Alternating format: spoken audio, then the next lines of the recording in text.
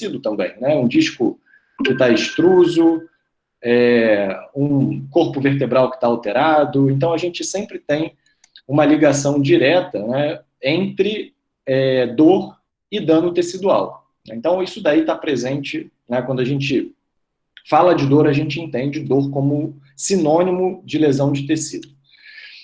E esse conceito, né, ele vem de 1644, principalmente desse modelo proposto por Descartes. Naquela época, né, o conhecimento científico avançava, quando na física, por exemplo, se descrevia o mecanismo relacionado à dinâmica dos fluidos. E não se entendia muito por que existia dor, como é que as pessoas sentiam dor. Então, Descartes, naquela época, 1644, ele propôs, né, no seu livro, ele propôs que, ao ter contato com o estímulo agressor, né, como, por exemplo, o fogo aqui, essa informação era captada por algum tipo de receptor periférico, seguiria um caminho que soaria uma campainha aqui no cérebro. Naquele momento não sabia o que era, e atribuiu-se que essa campainha era a glândula pineal, porque ela tem ali um formato realmente como se fosse um sino, uma campainha. Então, Descartes ele foi o primeiro a propor a ideia de um trajeto para a dor até a região do cérebro. No entanto, esse modelo já não serve mais, que é um modelo muito parecido com o que a gente aprende geralmente na faculdade. E a gente já vai entender por quê. A primeira coisa que a gente vai separar já de cara é que dor é diferente de nocepção. Nocepção, ela é uma percepção, né? Ou seja, eu tenho receptores periféricos capazes de detectar estímulos mecânicos, térmicos e estímulos químicos. Isso é nocepção, e nem sempre é dor, né? Se eu encosto numa superfície fria, eu percebo que a superfície está fria ou que a superfície está quente, mas eu não sinto dor. Então, eu não posso atribuir que dor é igual a nocepção. Hoje, o que a gente sabe é que existe uma série de modificações em receptores periféricos, uma série de modificações na medula e uma série de modificações no cérebro provocadas pela dor. E uma coisa que já começa a chamar a atenção, e a gente já começa também a separar dor de lesão, né, de sinônimo de dor de lesão, esse médico, Henry Beecher, ele foi médico das tropas americanas na Segunda Guerra Mundial, e ele publicou esse paper em 1946 com esse seguinte relato, né? Ele fala aqui sobre dor nos homens feridos na batalha. E quando a gente observa um trecho do estudo, ele fala o seguinte: existe um conceito comum, né, uma crença comum, que as lesões estão inevitavelmente associadas com dor. E lesões mais extensas piora a dor, né? Ou seja, se tem lesão mais extensa, piora a dor. Observações no campo de batalha, né, proveniente dessas lesões, mostram que essa generalização está incorreta. Por quê? Ele começou a observar que soldados gravemente feridos não reportavam dor, né? E isso foi uma coisa que chamou muito a atenção dele.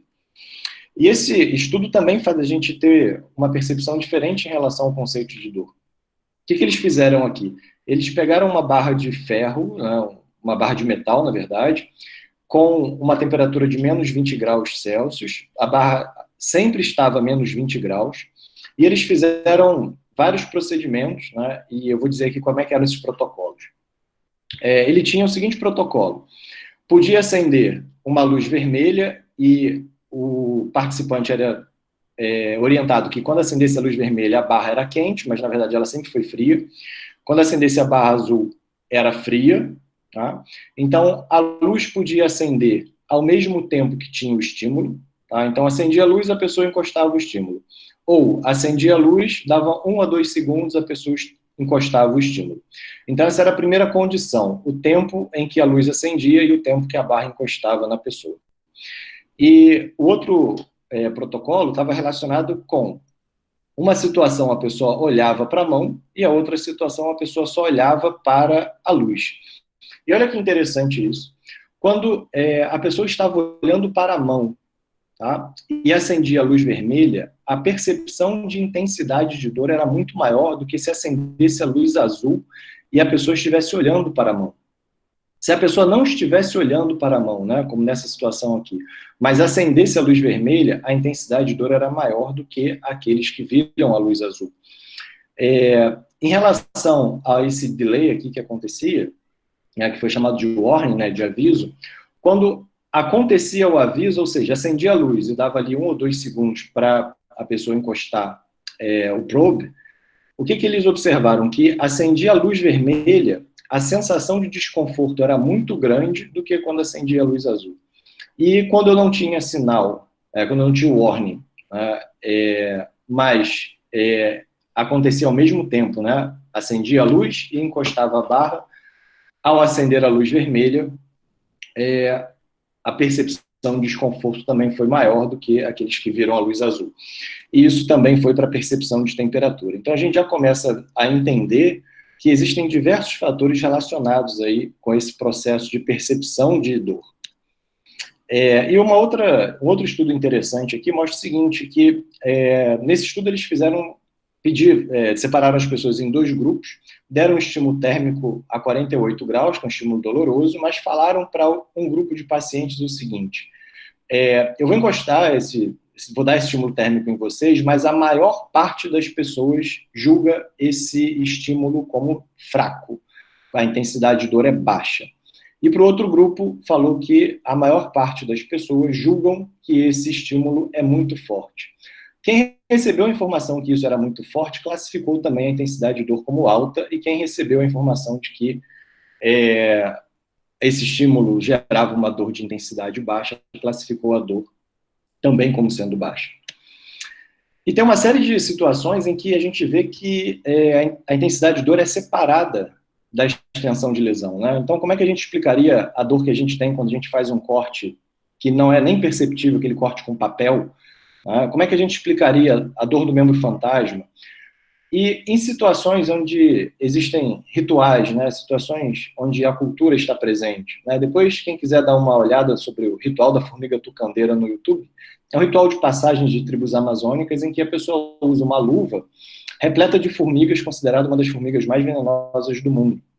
Tá? E esse outro caso aqui é bastante interessante porque esse trabalhador da construção civil havia pisado num prego e foi para o hospital sentindo muita dor, foi medicado com morfina, e quando retiraram a bota dele, tinham observado que o prego tinha passado entre os dedos e que ele não tinha nenhuma lesão tecidual, apesar dele estar tomando morfina e nenhuma melhora com relação à medicação também. Então, esse outro caso mostra que a dor ela é separada de lesão tecidual.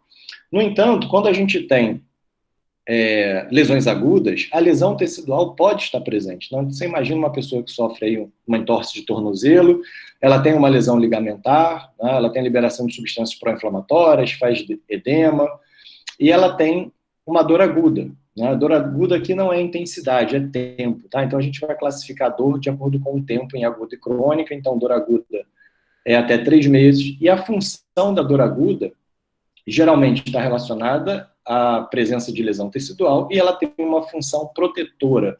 Ou seja, essa pessoa vai começar a mudar a sua marcha, essa pessoa vai proteger o tornozelo, então ela vai ter uma série de estratégias para que esse tecido cicatrize. No entanto, quando a gente pega outras situações, né, em que a pessoa não tem lesão tecidual e a dor crônica está presente, ou seja, dor por mais de 3 meses, não existe mais essa função protetora. E existe uma série de modificações de comportamento que vão ocorrendo ao longo do tempo, que está diretamente relacionado a como eu também interpreto essa dor. Se eu interpreto essa dor como uma causa proveniente de algo muito perigoso para mim, eu tenho uma tendência a me limitar cada vez mais. Ou seja, eu acabo tendo medo de executar algumas atividades, a gente vê muito isso para atividade física, a gente vê muito isso para não posso pegar peso, não posso ir no mercado, não posso andar muito tempo, porque as pessoas geralmente associam que a dor sentida por muito tempo está diretamente relacionada com o dano tecidual. E outro caminho, né, em que existe uma melhor compreensão dessa dor e a melhor compreensão de se existe ou não lesão tecidual, e estratégias que a gente chama de estratégias de enfrentamento melhores do que nesse caso aqui, a gente tem uma tendência a uma menor incapacidade nessas pessoas. E a gente sabe hoje, né, que a dor ela é considerada um dos maiores problemas de saúde pública, e, por exemplo, nos Estados Unidos se gasta muito mais com dor crônica do que se gasta com câncer, que se gasta com diabetes, com hipertensão, doenças cardíacas, enfim. E hoje, a dor crônica também, né, principalmente a dor lombar, ela é a principal causa de perda de dias de trabalho. A definição de dor hoje, ela traz que é uma experiência sensorial e emocional desagradável, associada a um dano real ou potencial dos tecidos ou descrita em termos de tais lesões. Então, esse modelo que a gente tinha antigamente, né, de que vai seguir uma via e que eu preciso de um estímulo, a gente já viu que ele está furado, né, que eu não necessariamente tenho que ter um estímulo para eu ter dor. Tá? Então, a gente precisa entender que existe uma série de modificações no sistema nervoso e também uma série de modificações e uma série de influências do contexto. Tá? Como é que essa pessoa é influenciada também pelo contexto em que ela está presente. Então, como é que a neurociência contribuiu para esse entendimento da dor? Primeiro que houve um crescimento muito grande, depois da década do cérebro, que foi a década de 90, houve um crescimento muito grande no número de estudos sobre dor e neurociência. Né? Isso é uma busca no PubMed com esses dois termos. A gente vê aí que o número de publicações ele aumentou muito aí nesses últimos 20, 30 anos.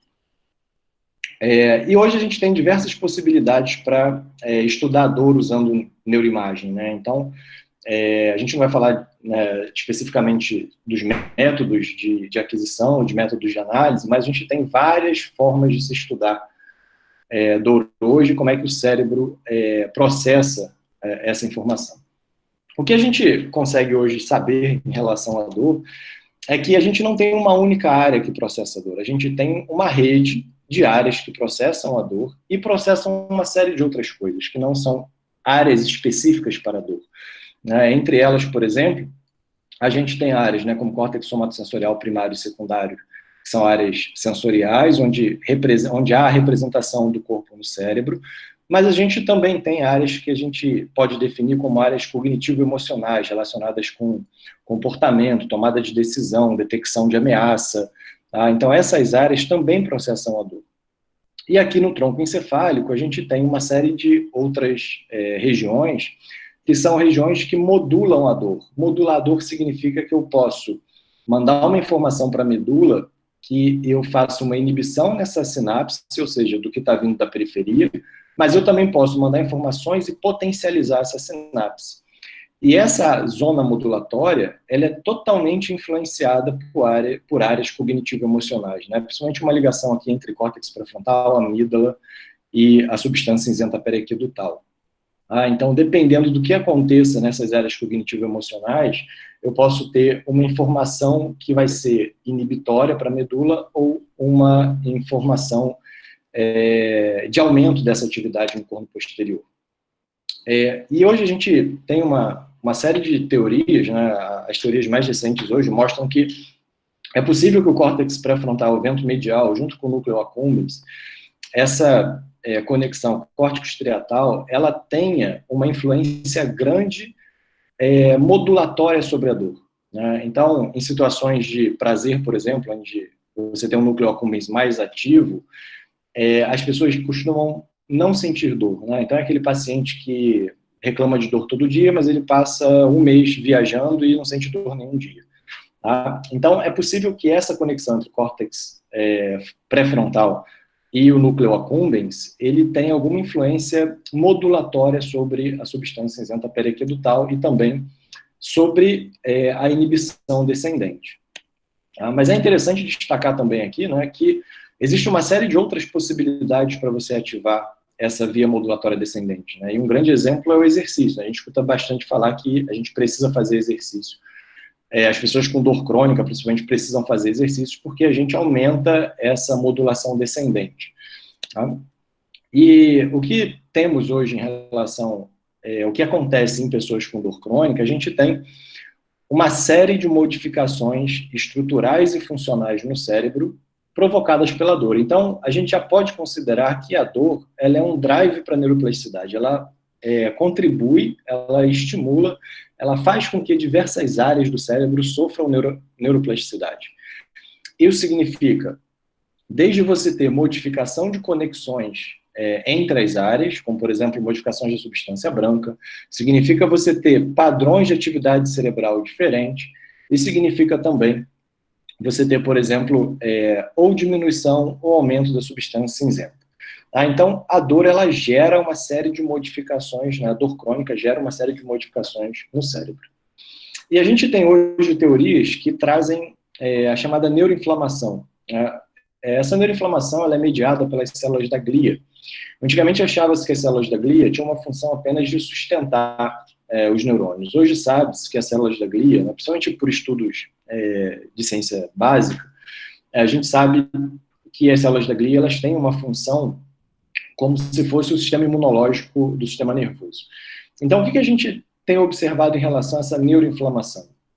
Que à medida, lá no corno posterior, né, a gente está aqui no corno posterior, à medida que ocorre a sinapse, né, com esse neurônio no corno posterior, existe também a ativação dessas células da glia com a liberação de substâncias pró-inflamatórias. E essas substâncias pró-inflamatórias, elas vão gerar neuroplasticidade no corno posterior, fazendo com que esse neurônio fique mais sensível. Tá? Então, aquele paciente que fala que antes ele conseguia, por exemplo, caminhar 3 quarteirões, hoje ele consegue caminhar 1 quarteirão. Aquela pessoa que fala, antes eu conseguia subir 2 lances de escada, hoje eu não consigo subir 2 degraus. A pessoa acaba ficando com as suas regiões que fazem todo o processamento de dor mais sensíveis. Interprete isso como se eu estivesse colocando alto-falante aqui no corno posterior e também um alto-falante nas áreas supramedulares. Tá? E isso tem sido observado em humanos. Né? Então, pessoas com dor lombar, né, esse estudo é de um grupo de um colega lá de Harvard, ele observou, por exemplo, que pessoas com dor lombar crônica têm aumento da atividade das células da glia, aqui é o gráfico do tálamo, quando comparado com controles. Então, é possível também que as células da glia tenham um papel na neuroinflamação provocada no cérebro, que faz com que essas áreas do cérebro tanto sofram neuroplasticidade, uma neuroplasticidade ruim, mas também fiquem mais sensíveis, ou seja, mais fáceis de você ativá-las. E existem uma série de outras situações em que essa neuroinflamação pode acontecer. É muito comum pessoas com dor crônica terem alterações do sono. Tá? Então, os distúrbios do sono também contribuem para a neuroinflamação, assim como o estresse crônico. Então, é muito comum a gente ver pessoas com dor crônica que passam por distúrbios do sono e que também passam por situações crônicas de estresse. E como é que seria, então, a abordagem clínica? Né? Com tudo isso que eu falei para vocês, a gente já consegue perceber que não dá para a gente pensar em dor e olhar somente para fator biológico. Tá? Não dá para a gente pensar em dor e tentar identificar uma causa. Tá? Porque a gente precisa entender que dor, ela passa a ter um aspecto multifatorial. Ela é uma combinação de fatores que a gente não sabe qual é o fator que contribui mais, qual é o fator que contribui menos. O que vai acontecer é que, aqui está bem delimitado para fator biológico, psicológico e social, mas a gente pode expandir isso, por exemplo, para fatores cognitivos, fatores emocionais, fatores comportamentais, fatores ambientais, fatores biológicos. Então, a gente consegue ter uma série de fatores envolvidos na experiência de dor.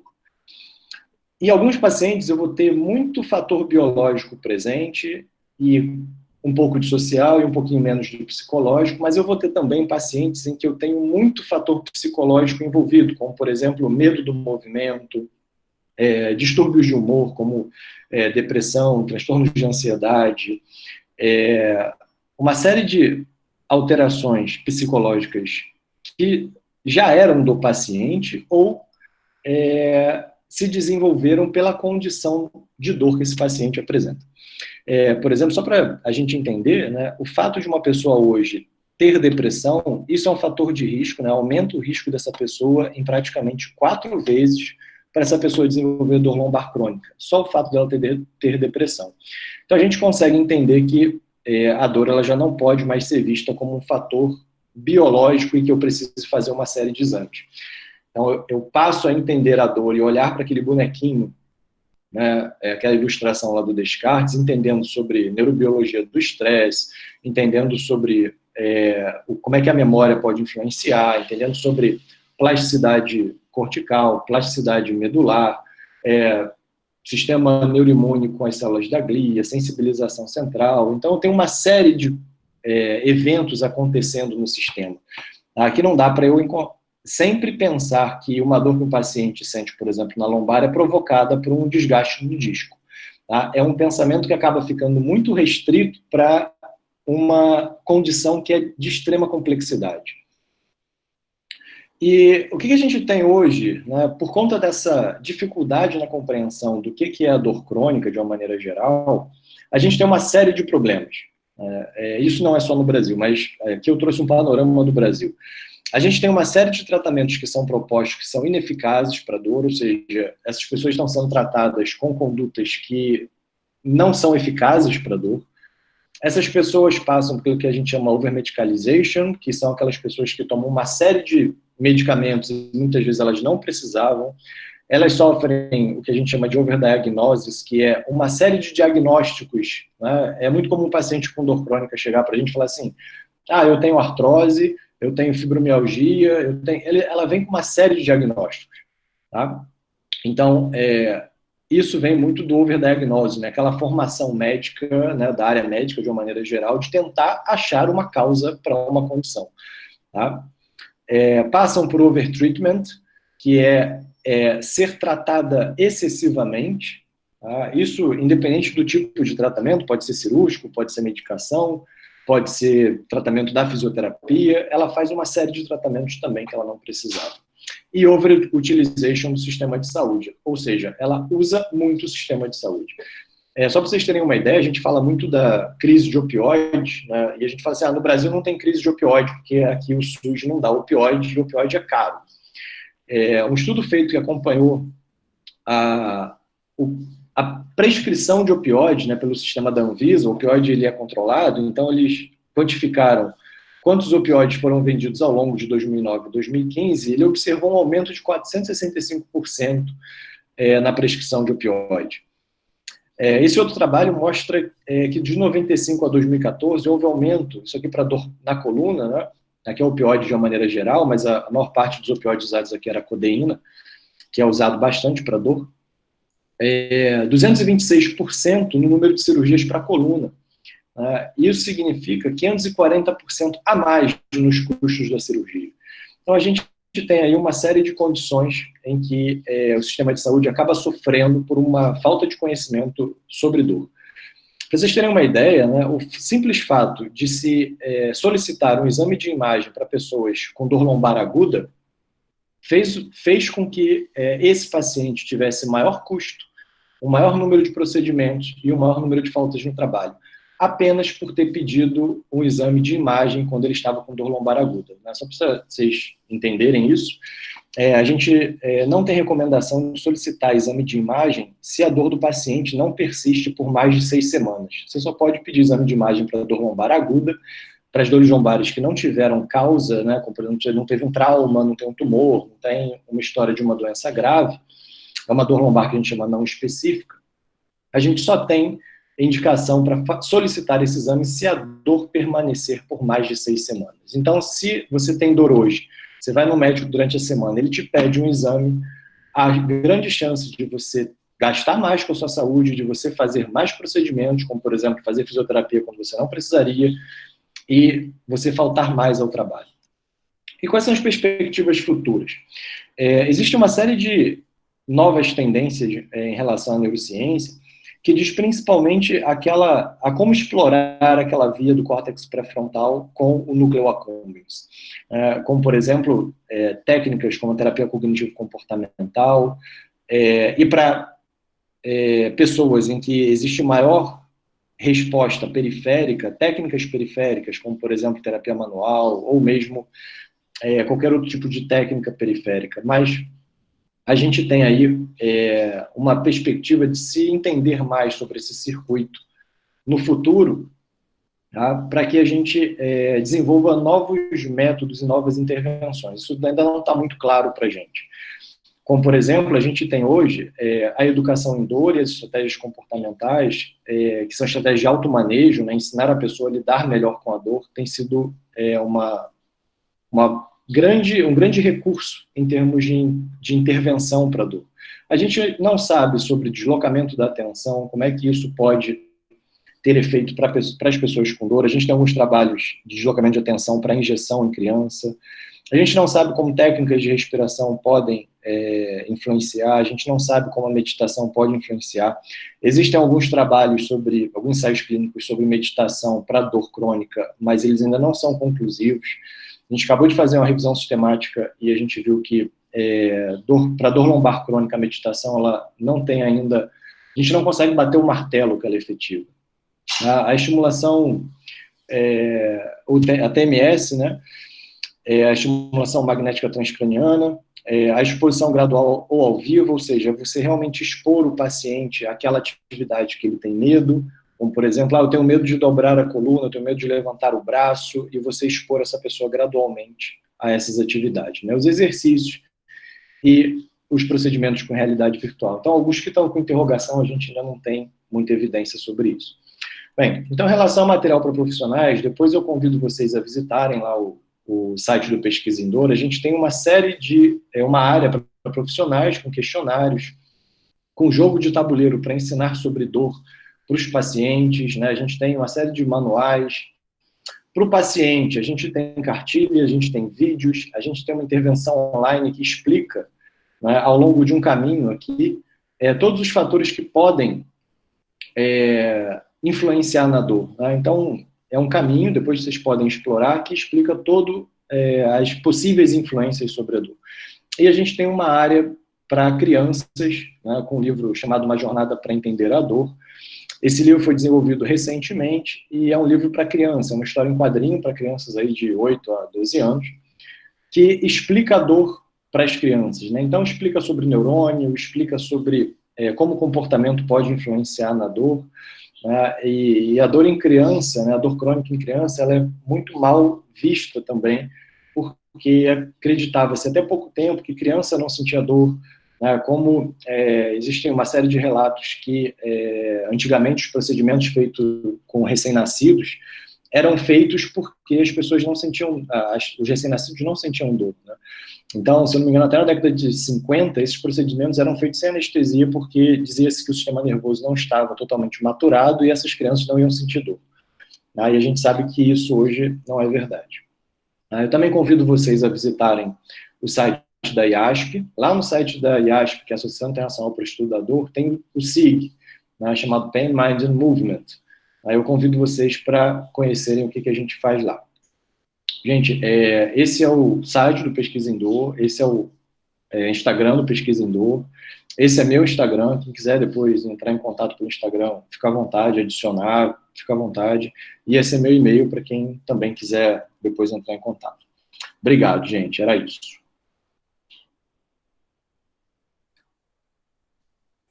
Tá no último aí, professor Moisés. Felipe, obrigado pela tua fala. Eu tenho aqui algumas perguntas aqui que foram surgindo, mas isso fica então para a próxima parte então do nosso trabalho aqui, né? Felipe, uma coisa que nós não lembramos foi te perguntar se, de tua parte, nós podemos vincular essa palestra nos nossos... A gente está com o site, está com o canal no YouTube, e aí a gente iniciou a gravação sem ter te feito a pergunta, né? Então, obrigado. E, Bernardo, eu quero saber de ti também se isso é possível, a gente vincular a tua palestra ao nosso site, no nosso YouTube, ok? Obrigado. E avisar também para os inscritos que, caso alguém não tenha o desejo de ter a sua imagem vinculada, faz então a pergunta só pelo chat, tá bom? E é isso. Passo então a palavra ao Bernardo e agradeço imensamente ao Felipe pela brilhante apresentação. Isabela, eu também te agradeço imensamente essa indicação, foi um presente. Obrigado, Felipe. Bernardo, está contigo agora. Obrigado por você estar aqui, cara. Olá, pessoal, boa noite. Gostaria de agradecer, então, o convite, né? É um prazer estar aqui com vocês. E a ideia é a gente poder falar um pouquinho de um recurso que faz parte da acupuntura, né? Que, apesar de ser um recurso antigo, ele ainda não é muito conhecido. Eu posso dizer que ainda assim, dentro da academia, né, da parte de pesquisa no Brasil, mas que fora ele já tem uma expressividade, e eu vou explicar um pouquinho de como que a auriculoterapia ela pode contribuir no manejo da dor do paciente.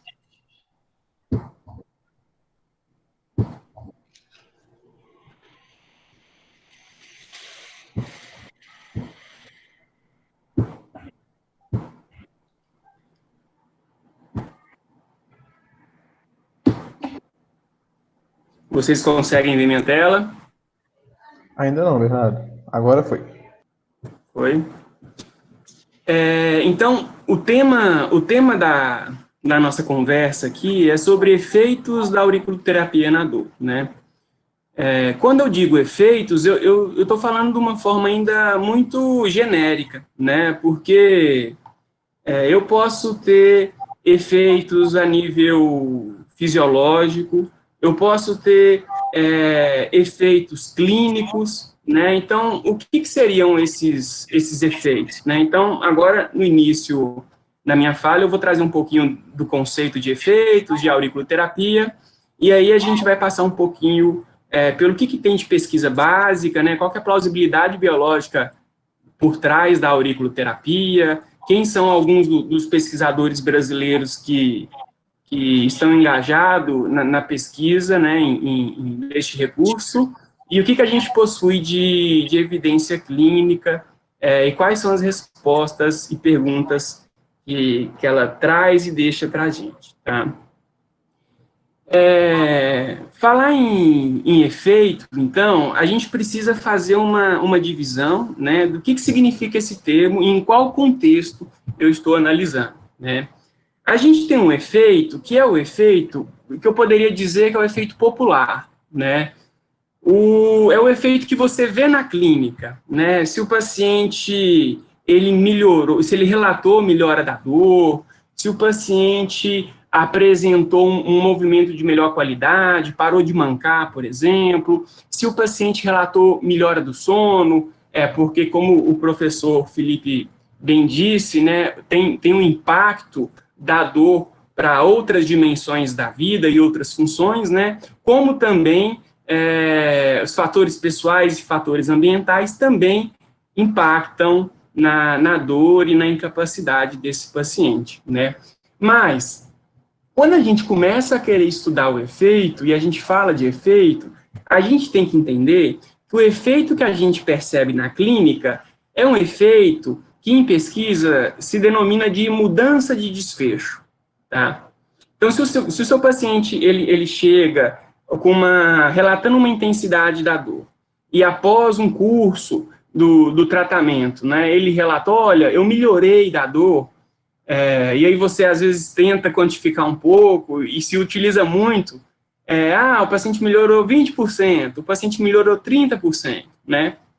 Isso é um efeito, mas é um efeito que, em pesquisa, a gente chama de mudança de desfecho, né? Então, a sua intervenção, junto de todo um pacote que o paciente vive, ela promoveu uma mudança de desfecho. O que é esse desfecho? É o resultado que é de interesse para o seu paciente e para você, né? É aquele sintoma que levou o paciente a procurar o seu tratamento, é aquele sinal, né? Então, é a sintomatologia do paciente, e você tenta fazer ali um recorte, né, de qual da sintomatologia que ele traz, que é a mais relevante para esse problema, né, para essa condição, e quais são os outros desfechos secundários que também fazem parte desse pacotão, né.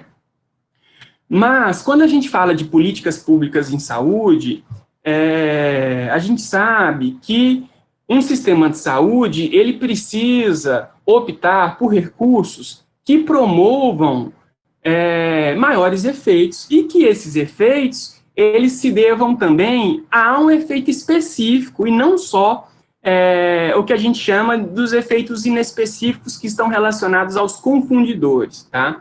Então, se vocês olharem aqui no slide, eu tenho aqui no gráfico o tamanho de efeito, né, para dois grupos, né? Um grupo que é o controle e um grupo que é a intervenção.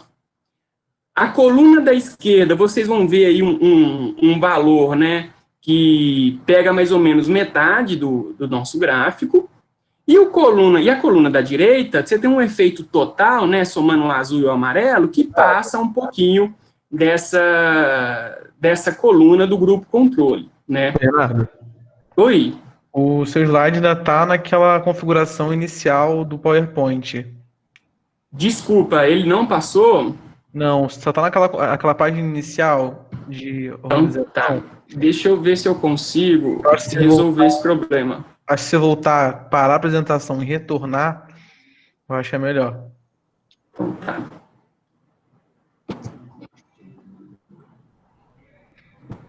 Deixa eu colocar aqui a tela inteira.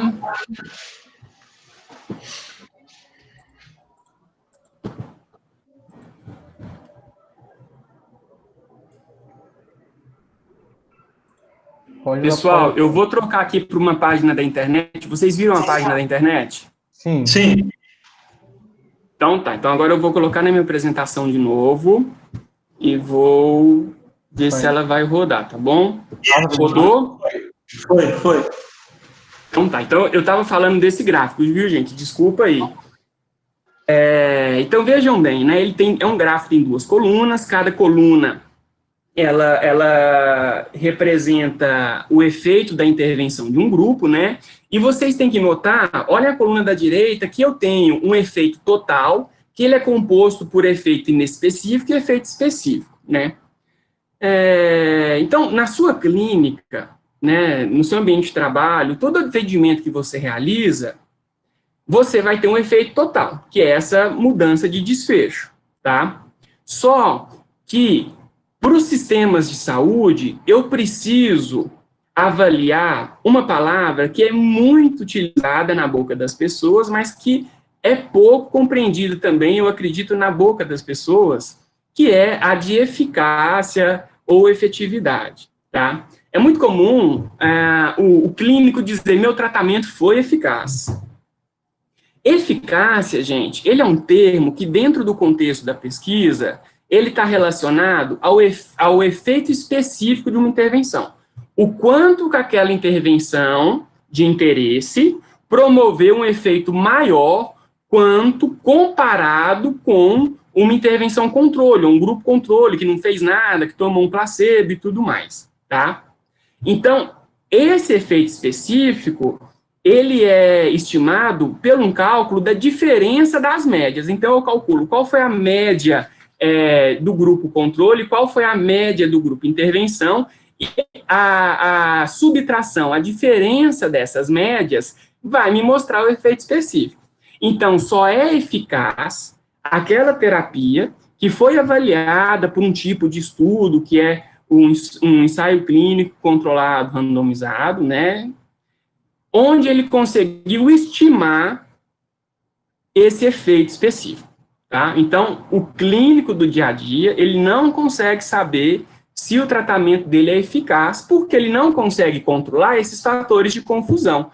O que são esses fatores de confusão? São os fatores que estão relacionados ao ambiente, às crenças da pessoa, né? E que podem potencializar ou reduzir o efeito terapêutico de uma intervenção, né? Então, tem aí a história natural da doença, um paciente que não tem dom lombar, né, acorda no outro dia sentindo um incômodo na coluna.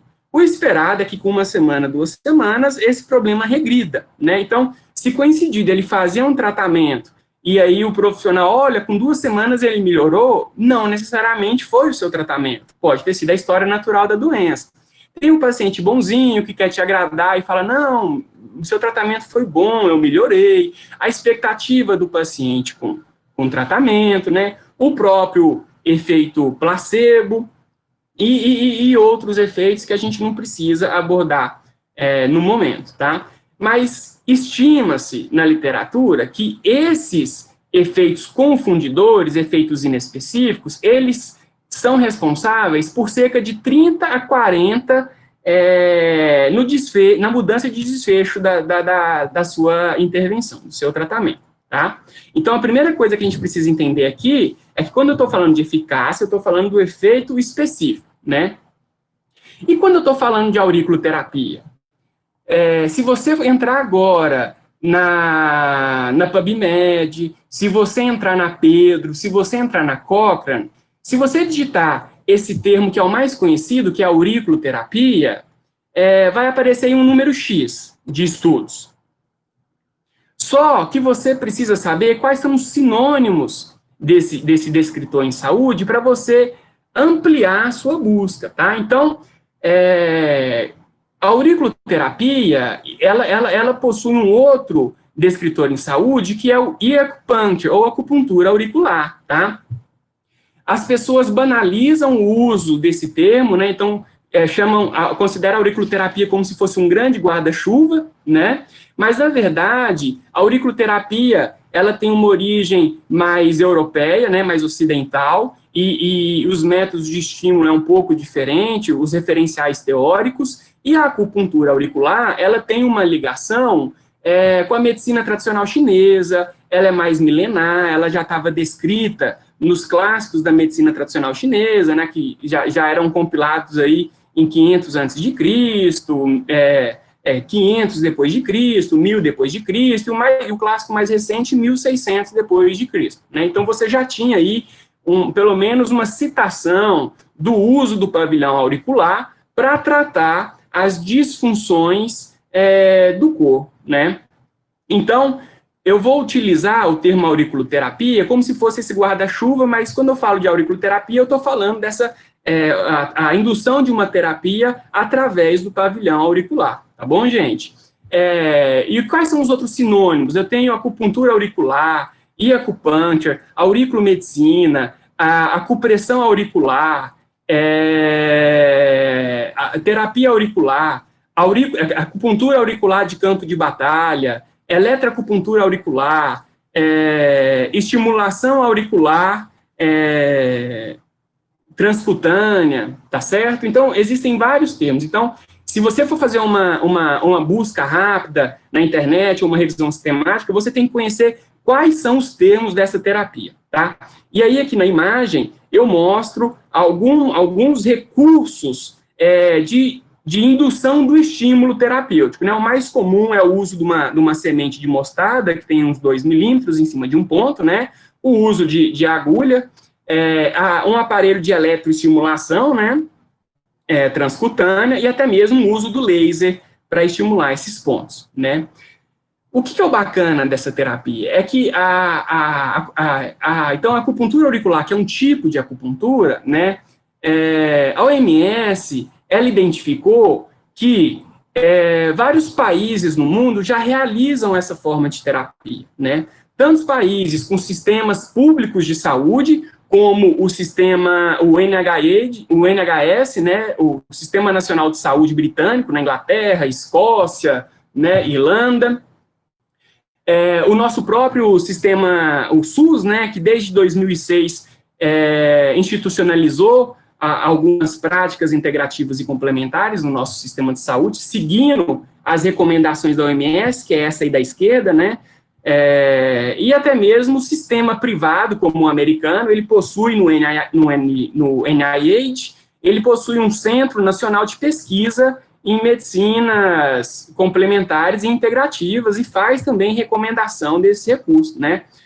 Só para deixar claro que o sistema americano, ele não é público, ele é privado, né? Então, se o contribuinte não pagar, ele não tem direito à saúde, diferente aqui da Inglaterra, do Brasil e de outros sistemas como o alemão e a França, tá? Mas o que é importante, então, dizer que a Organização Mundial da Saúde, desde a Conferência de Alma-Ata, na década de 70, ela reconheceu que alguns países utilizavam medicinas baseadas em saberes tradicionais, e não baseadas no saber biomédico, né, que tem como base a anatomia clássica, a neurofisiologia. E que alguns indicadores de saúde para esses países, eles eram superiores ou iguais ao de sistemas de saúde que utilizavam a biomedicina, né? E essa percepção, ela ficou muito mais clara para as condições crônicas de saúde, né? Então, tratamento de dor crônica, tratamento de diabetes tipo 2, controle de hipertensão, né? O que levou a OMS, a partir dos anos 80, a convocar os maiores profissionais clínicos e pesquisadores de cada região do globo terrestre, né, de diferentes países, para começar a discutir o que é essa acupuntura auricular, né? Então, eles viram que na acupuntura auricular existia uma riqueza de detalhes, de pontos, de teorias e regiões, e aí a OMS formou um grupo de trabalho. Esse aqui é um registro onde a gente tem o Paul Nogier, né, o considerado pai da auriculoterapia ao centro, né, e Juan Glinchu, Terry Oleson, alguns outros profissionais clínicos e pesquisadores que comporam esse primeiro grupo de trabalho, e aí saiu um relatório da OMS, né, da padronização da nomenclatura dos pontos auriculares, né. Então, o que isso facilitou na pesquisa em dor? Porque, basicamente, o uso da auriculoterapia, ele possui 4 referenciais teóricos, alguns mais similares e outros distintos, tá? Então, o referencial teórico da medicina tradicional chinesa, que usa aquela noção de meridianos de acupuntura, que vão comunicar diferentes partes do corpo com órgãos e vísceras. O referencial do homúnculo auricular, criado por Paul Nogier, onde a orelha ela teria uma representação somatotópica, como se fosse o homúnculo cerebral, né, para diferentes estruturas e funções do corpo.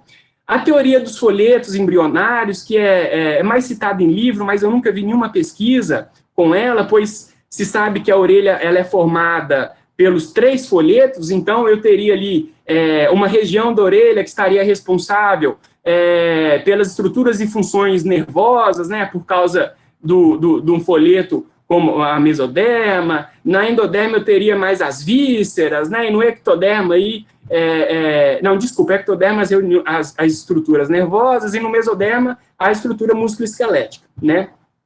E à direita tem uma teoria que ela é mais recente, que ela surgiu a partir das pesquisas na década de 50 e de 70, que é a teoria neurofisiológica para a auriculoterapia, né? Então, essas teorias, cada uma tenta explicar a auriculoterapia, estabelecendo como que se diagnostica o paciente, se avalia e como que se trata o paciente através dos seus referenciais teóricos próprios, né? Mas o que elas trazem em comum? Que a noção de que a auriculoterapia é um microsistema. Então, através de uma pequena parte, eu tenho a representação de todo o corpo.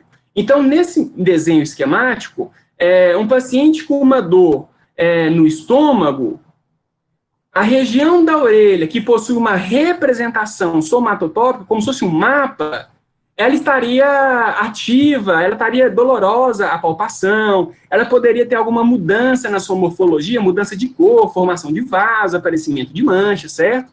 E que a estimulação desse ponto na orelha iria enviar uma aferência a nível cortical, de núcleo do trato cingulado, solitário, né?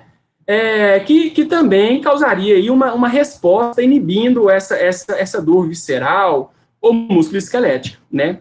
Então, a partir desses referenciais teóricos, começou a se desenvolver pesquisas em auriculoterapia, né? O próprio Ronald Melzack, o pai da teoria os dois, né, responsáveis pela teoria da comporta da dor, da substância gelatinosa, eles já desenvolveram na década de 70 pesquisas com a auriculoterapia, né?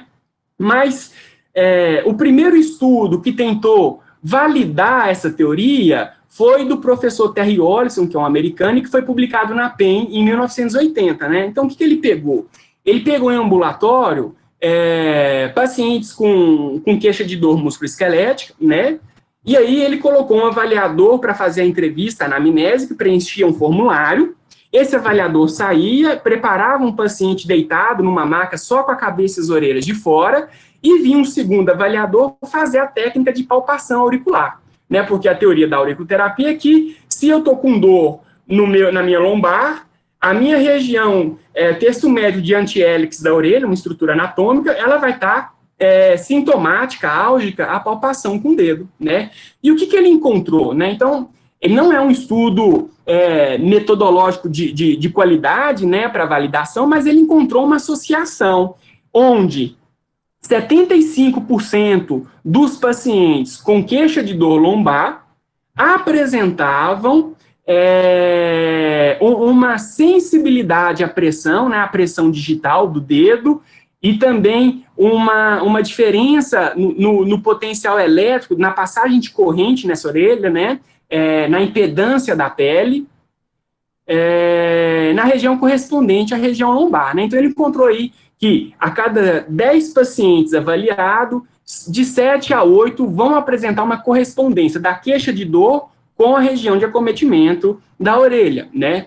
E ao longo dos tempos, essa teoria do microsistema, ela foi sendo investigada em outros estudos, né? E não só para condições musculoesqueléticas, mas também para diabetes, para hipertensão, né? E outros sinais e sintomas aí dos pacientes. Mas as queixas de dor musculoesquelética é a mais conhecida, né, de tratamento da auriculoterapia, apesar dela se propor a tratar, né, outras funções e estruturas do corpo. Mas, enfim, para quem não é auriculoterapeuta, a teoria básica da auriculoterapia é que as estruturas do seu corpo e funções, elas vão estar distribuídas em regiões anatômicas específicas da orelha, né? E, a partir da inspeção, da palpação, eu consigo identificar se a queixa do paciente corresponde àquela região que está acometida na orelha, e eu preciso promover algum estímulo tátil, térmico, através de laser, elétrico, né? Para mandar uma mensagem para o corpo, tá? No Brasil, a gente tem dois profissionais que eu considero que são as maiores referências em acupuntura para dor e auriculoterapia, tá? Um é o professor Marcos Lisboa Neves, que foi consultor do Ministério da Saúde para esse curso de formação em auriculoterapia para os profissionais da atenção primária do SUS, certo? Ele é um profissional, assim, que depois de 15 anos, 20 anos de prática clínica, ele começou a ter muitas perguntas clínicas que só a ciência poderia lhe ajudar, né? Então, isso levou ele a fazer o mestrado e agora está no doutorado pesquisando, realizando pesquisa básica e pesquisa translacional com auriculoterapia, né? No LAND, que pertence ao professor, que é coordenado pelo professor Adair Roberto Soares, né, que é um farmacêutico que estuda a farmacologia das terapias complementares na dor e na inflamação, né, e que também foi coordenador do programa de mestrado e doutorado em neurociências. Para vocês terem uma ideia, o índice H do professor Adair na Scopus, se eu não me engano, 48 ou 58, né? No Google Acadêmico é mais de 70. Então, ele possui mais de 300 artigos publicados, ele é muito citado. Esse estudo dele aqui, que foi com a Morgana, que hoje também é professora da UFSC, teve a colaboração da Caitlin Sluka. Quem não conhece Caitlin Sluka é um dos maiores nomes de pesquisa e dor no mundo, né, de pesquisa básica. Então, o pessoal daí, ele tem, aí eu levantei uns 3 estudos, avaliando efeito de exercício e modulação de dor, inflamação, e acupuntura e dor e inflamação, publicados em parceria com a Sluka, publicação na PEN, em várias revistas, né, e hoje esses dois são os maiores nomes da pesquisa em acupuntura para dor e auriculoterapia no Brasil, né? Mas, olha só que bacana. Então, vamos entrar um pouco nessa plausibilidade biológica, né? Hoje, a teoria mais aceita para se explicar os mecanismos de ação da auriculoterapia é a teoria neurofisiológica, tá? Então, eu já tenho aí, desde o ano 2002, o conhecimento de que o pavilhão auricular, ele é inervado por nervos cranianos, né? e também nervos espinhais, né? Então ele tem tanto uma inervação simpática e parasimpática, mas o importante é no centro da orelha, onde está esverdeado, tá? Onde eu tenho uma ampla inervação do ramo auricular do nervo vago, tá? Se vocês não são familiarizados com essa parte de inervação, o único tecido cujo o nervo vago ele fica mais, como eu posso dizer assim, mais periférico na pele, né, no tecido, é na orelha, tá? Então, através dessa região da orelha, eu consigo fazer a estimulação vagal, tá? E pesquisas básicas em modelo animais, elas já começam a levantar quais são as vias responsáveis por alguns efeitos da auriculoterapia que estão relacionados à dor, como, por exemplo, o efeito de modulação da inflamação, né? O pró-resolutório, né? Então, se sabe aí que o efeito modulatório da inflamação em animais, através da auriculoterapia, né? Tem a ver aí com a redução da secreção de citocinas pró-inflamatórias, como a interleucina 1-beta, 2, 6, e também o aumento da secreção de citocinas pró-modulatórias, né, que é a interleucina 4. Tem uma professora, uma pesquisadora do Programa de Ciências da Reabilitação da UFMG, professora Leane, que ela já tem estudos onde ela avalia a associação dessas citocinas inflamatórias com dor e incapacidade, né? Então, por exemplo, a interleucina 6 e o fator de necrose tumoral alfa, vai ter um efeito, uma relação maior sobre a intensidade da dor, a questão da qualidade da dor, outro mais sobre a relação da incapacidade física e funcional, né? Mas, além dessa descoberta, então, do efeito modulatório da inflamação, se sabe também que a acupuntura, a auriculoterapia auricular, via vagal e também da região periférica da orelha, que é inervada pelo sistema simpático, é capaz de ativar a via inibitória descendente de dor, né? Que está responsável pela liberação dos opioides endógenos, né? Então, veja bem, nessa brilhante explicação que o professor Felipe Reis deu, que a dor, ela possui algumas características que permite classificar o paciente quanto à origem dessa dor, se é uma dor nociceptiva, nociplástica, né? Ou um acometimento de nervos periféricos, ou nervoso central, né? Então, uma dor inflamatória, ela está mais ligada a condições agudas, né? E aí a auriculoterapia seria uma possível explicação para o seu efeito em pacientes com esse tipo de dor. Já essa da liberação dos opioides endógenos, ela tem um efeito no paciente com dor crônica, por exemplo. Né, o paciente que tem uma dor inespecífica, uma dor que acomete todo o corpo, né, que não tem uma ligação mecânica, uma explicação biomecânica muito bem clara. Então, a gente sabe que a auriculoterapia ela atua nas estruturas de matriz da dor, como o núcleo do trato solitário, o núcleo máquina da RAF, né, promovendo aí a liberação de opioides endógenos, né.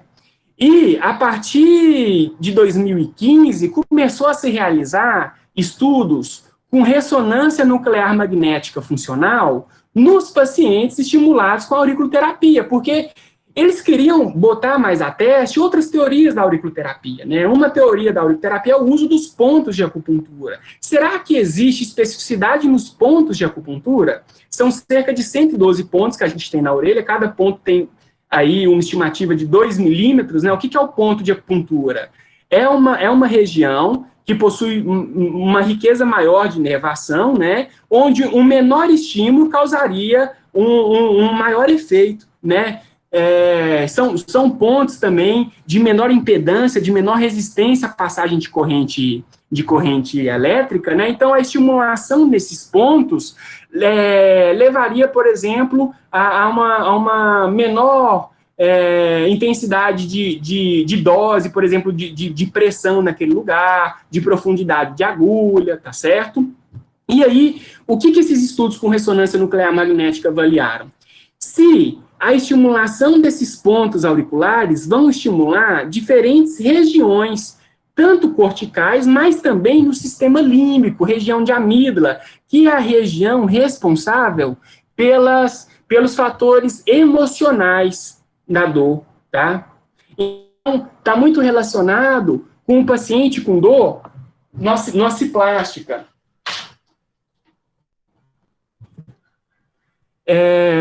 O paciente com dor nociplástica, o paciente com uma fibromialgia, esses tipos de dor que tem aí uma centralização, né? E aí esses estudos, eles começaram a se tornar mais frequentes, então, a partir dos anos 90, né, e o Taras Ussichenko é um dos maiores nomes internacionais na pesquisa das vias de dor relacionada à estimulação auricular, né? E no Brasil, a gente tem um professor, que é o João Eduardo Araújo, que é um fisioterapeuta, professor da USP de Ribeirão Preto, que ele começou a fazer estudos também do efeito da auriculoterapia para alguns desfechos biomecânicos, como equilíbrio, ativação de musculaturas, né, a influência da auriculoterapia no controle muscular, né? E, para a gente sintetizar, então, como é que a auriculoterapia, ela promove um efeito clínico que a gente vai reconhecer numa redução de uma intensidade da dor, ou mesmo numa redução de uma limitação de atividade, né, numa melhora da capacidade física, numa melhora da funcionalidade do paciente, né, através desses possíveis efeitos fisiológicos, né, que a gente viu que tem, então, um efeito sobre o sistema imune, que tem um efeito sobre o componente sensitivo e afetivo da dor, que ela faz a neuromodulação vagal com ativação da via inibitória descendente, né, mas a gente não pode menosprezar também o referencial tradicional da medicina chinesa, que está relacionado à ativação do fluxo energético pelos meridianos, né, e o reequilíbrio dessa energia. O que é o bacana, gente, da auriculoterapia? É que quando eu vou fazer uma pesquisa com a auriculoterapia, ou com qualquer prática integrativa e complementar, então, só fazer aqui um parênteses, o que é uma prática integrativa e complementar? Ela não se resume a um recurso terapêutico, tá bom? Prática integrativa e complementar, elas são racionalidades médicas e recursos terapêuticos que possuem uma origem em medicinas tradicionais e populares, né? Então, ou seja, ela tem uma própria cosmologia, entendimento de um processo de saúde e doença, uma explicação do corpo, de como esse corpo é composto, um processo diagnóstico, um processo terapêutico. Eu tenho que considerar todos os seus referenciais teóricos para que eu faça uma intervenção adequada, tá? Um desenho de estudo adequado. Então, estudos clínicos começaram a perguntar, poxa, então será que eu utilizar essa prática integrativa e complementar, que é a auriculoterapia, ela vai promover um resultado eficaz, efetivo, em pacientes com diferentes condições de saúde, né? Mas a condição de dor é a mais avaliada. Então, se vocês pegarem esse guideline recente, esse é uma diretriz escocesa, né? Então, a Escócia pertence ao NHS, ao Sistema Nacional de Saúde britânico, né?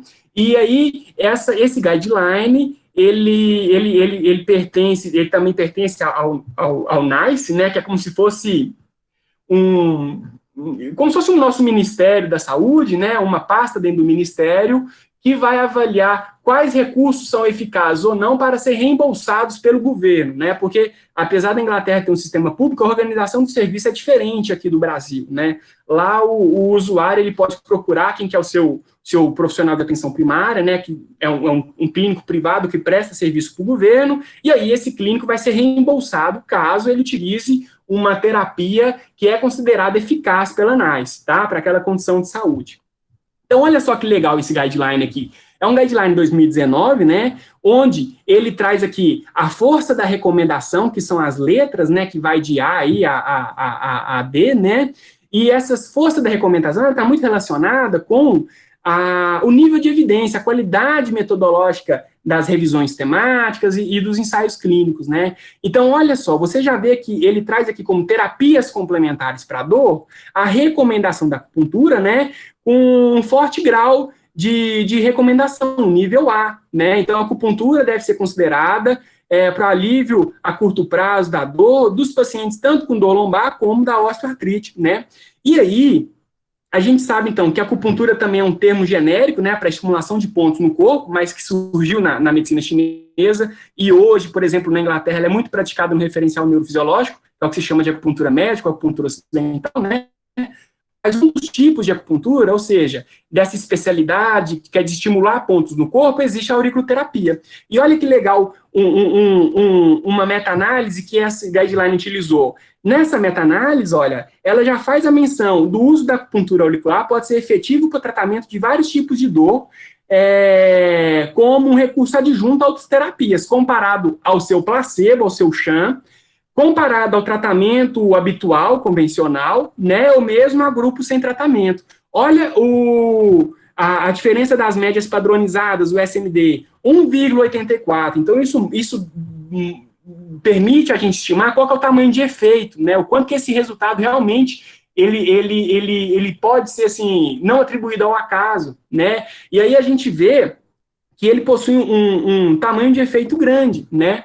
Quando a gente começa a fazer busca de revisões Cochrane, eu não encontrei nenhuma revisão específica falando sobre acupuntura ou auriculoterapia, né? Mas, nessa revisão Cochrane de intervenções mais efetivas para o tratamento da dor lombar e pélvica em gestantes, de 2013, a sua conclusão é que a acupuntura comparada ao placebo e até mesmo outros recursos terapêuticos, ela é eficaz, certo? Principalmente quando iniciada após a 26ª semana, mas olha que legal, nos resultados ela traz também já a menção da acupuntura auricular, né? Que ela pode melhorar de forma significativa o desfecho de dor nos pacientes com dor lombar, né? Sem promover efeitos adversos. Gente, vocês vão me perdoar que eu tenho no site do Projeto GAIPA, né, que é o nosso projeto de extensão e pesquisa, uma revisão recente que saiu na JAMA sobre recursos efeitos da acupuntura e da acupressão para o manejo da dor oncológica, né, onde mostra lá no gráfico, na meta-análise, que dentre os recursos da acupuntura, a auriculoterapia foi promover o maior tamanho de efeito, mas eu esqueci de colocar na apresentação, percebi isso agora. Mas só você acessar www.gaipa.ufc.br e aí vai estar logo lá nas publicações de início da nossa página, tá? Uma síntese desse estudo. Mas, enfim, o que revisões não Cochrane trazem, né? O consórcio brasileiro acadêmico de medicina integrativa fez um mapa de evidências e eles levantaram que há, por exemplo, eu não vou lembrar exatamente, mas sei lá, 60 revisões sistemáticas em auriculoterapia, que o desfecho é para dor, tá? Essas aqui foram algumas que eu selecionei que possuem uma melhor qualidade metodológica, foram publicadas em uma revista de maior impacto, né? E que a sua qualidade metodológica avaliada pelo AMSTER, ela é de moderada a alta, tá bom? Então, olha só, o que a gente já sabe através de meta-análise?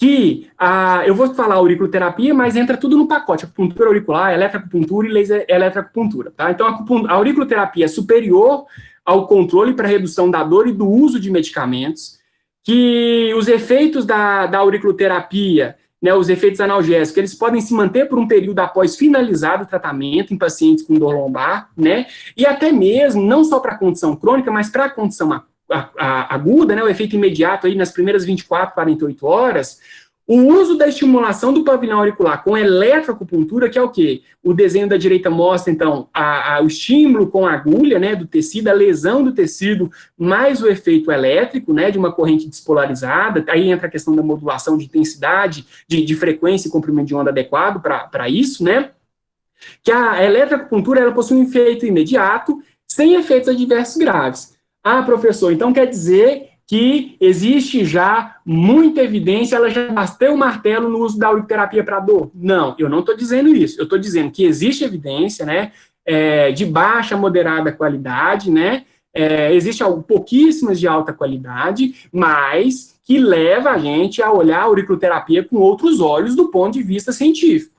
Né? Então, a gente tem que opa, peraí, alguma coisa realmente está acontecendo aí. OMS recomendando, sistema público inglês, sistema público americano, sistema privado americano, Cochrane, diretrizes clínicas, né, e revisões temáticas não Cochrane, poxa, então alguma coisa tem. Então, só para a gente ter uma noção aqui, para ver o tamanho de efeito, né, quando comparado o tratamento com a auriculoterapia versus o controle. Se vocês olharem aqui, então, o nosso gráfico de floresta, né, o diamante, ele faz a síntese da diferença das médias de todos esses estudos levantados, né, e aí mostra, olha, eu coloquei aqui um quadrinho vermelho, que ele teve um moderado tamanho de efeito quando comparado ao tratamento controle. Então, isso aqui, gente, é aquela barrinha, é a diferença das médias, comparando um grupo com o outro, é aquela barrinha amarela que eu mostrei no início do estudo, tá? Então, isso aqui é logo após a sessão do tratamento. Normalmente, a auriculoterapia são realizados 6 atendimentos uma vez por semana, tá certo? O paciente fica 5 dias com essa semente na orelha.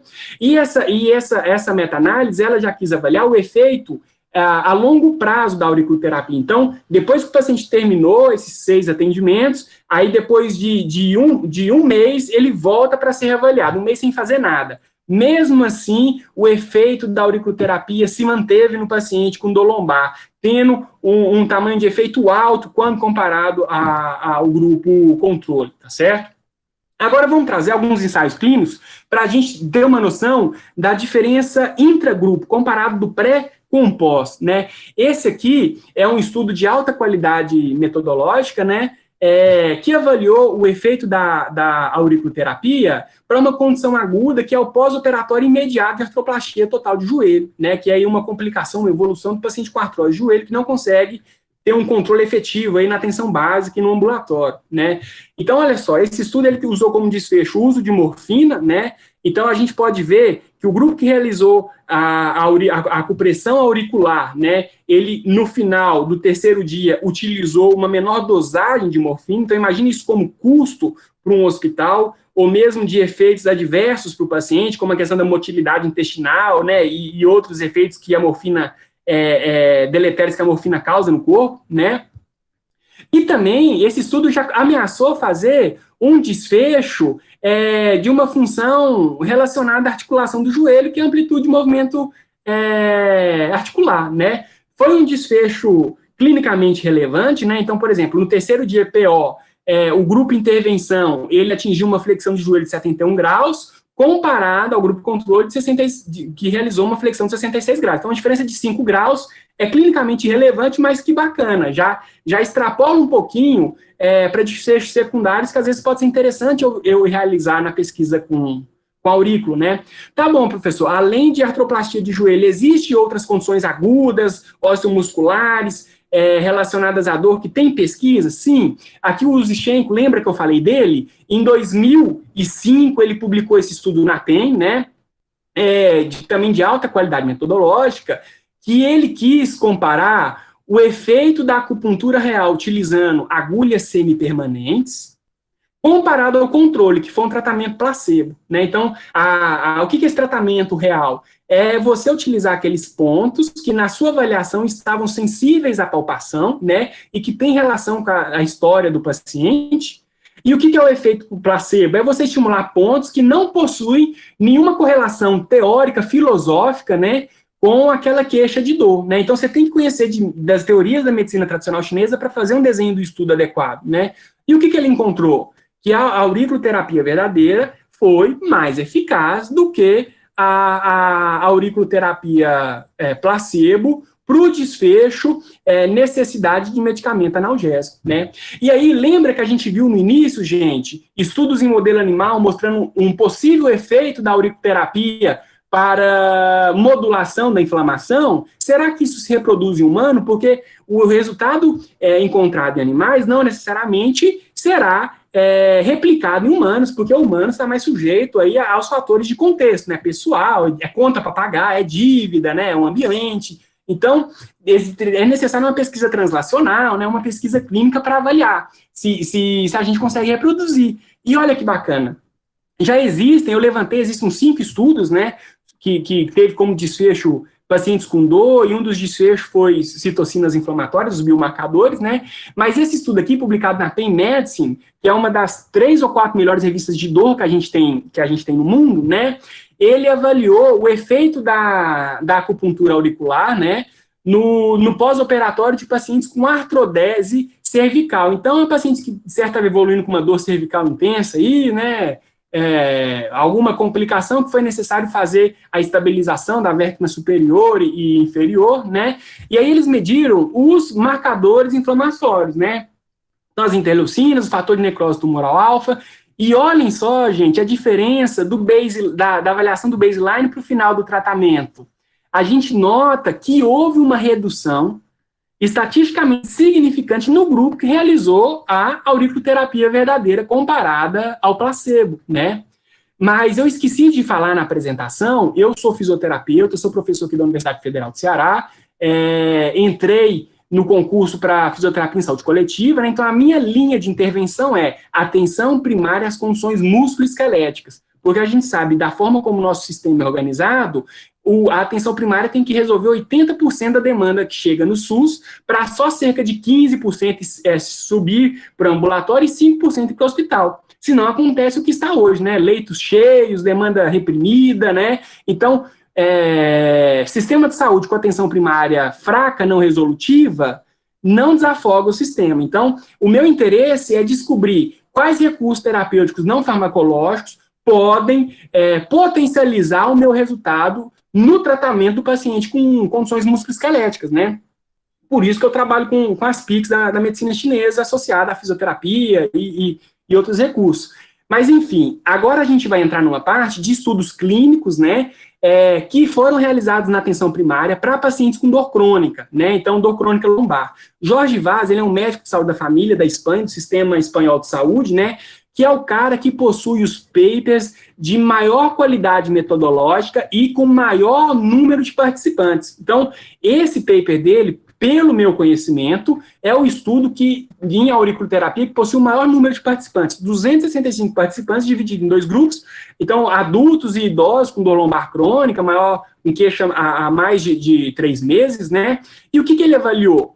Ele comparou o efeito da auriculoterapia real versus placebo, né, na dor, autopercepção de incapacidade aí, através do OMAC, né, e outros desfechos. E o que ele encontrou? Esse valor aqui, gente, na tabela, já é o valor da diferença das médias, né, só que sem apresentar um intervalo de confiança, tá? Ele colocou como se fosse a diferença das médias, só que com desvio padrão, né? E o que ele encontrou? Olha só, o grupo que realizou o tratamento com a auriculoterapia, ele teve uma redução, gente, de 40 pontos numa escala de 0 a 100. Então, se eu tenho uma redução maior que 20%, ou de 20 pontos, ou de 2 pontos numa escala de 0 a 10, ou 20 pontos numa escala de 0 a 100, é um efeito clinicamente relevante. Então, isso é uma redução relevante para o seu paciente, tá? E aí a gente vê aqui na comparação entre os grupos que houve diferença. Então, que o grupo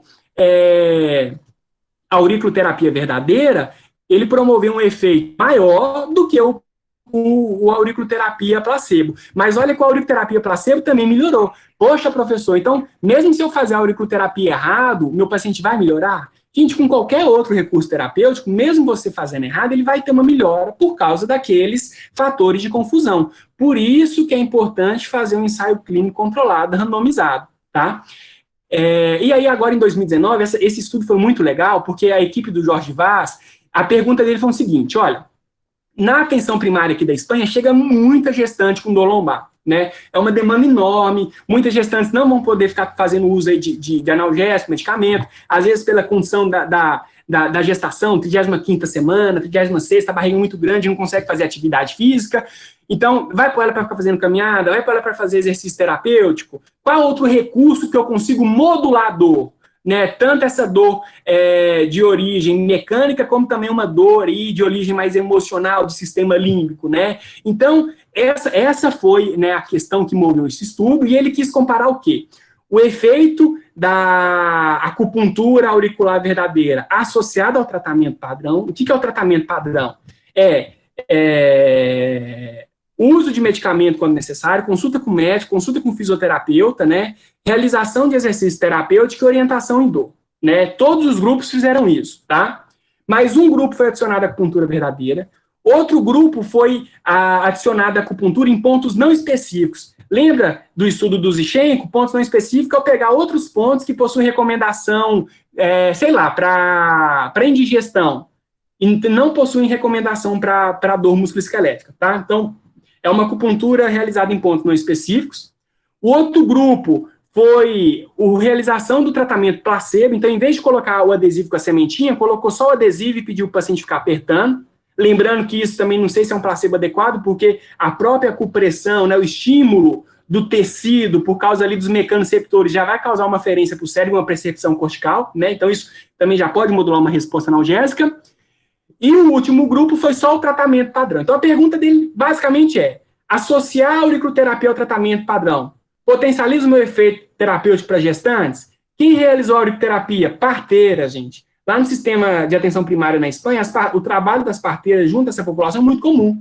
Então, a equipe de saúde ensinou a técnica e as parteiras realizaram, né?